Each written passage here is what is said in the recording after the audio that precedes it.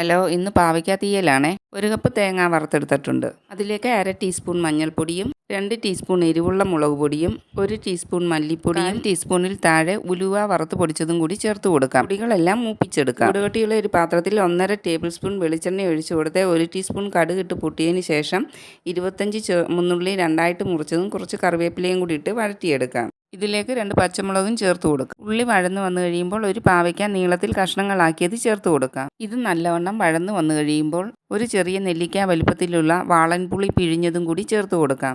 പുളി പാവയ്ക്കായിൽ പിടിക്കുന്നതിന് വേണ്ടി അടച്ചു വെച്ചൊന്ന് വേവിച്ചെടുക്കാം. ഒരു 4 മിനിറ്റിന് ശേഷം അടപ്പ് മാറ്റി നേരത്തെ വറുത്ത് വെച്ച തേങ്ങയുടെ കൂട്ട് നല്ല മഷി പോലെ അരച്ചത് ചേർത്ത് കൊടുക്കാം. ഇനി തീയലിന് എത്ര ചാറ് വേണോ അതിനനുസരിച്ച് വെള്ളം ചേർത്ത് കൊടുക്കണം. 1 ടീസ്പൂൺ ഉപ്പ് ചേർത്ത് കൊടുക്കാം. പാവയ്ക്ക വെന്ത് ചാറെല്ലാം കുറുകി എണ്ണ തെളിഞ്ഞ് വന്നിട്ടുണ്ട്. ഇതൊന്ന് ട്രൈ ചെയ്യണേ, നിങ്ങൾക്ക് ഇഷ്ടപ്പെടും കേട്ടോ.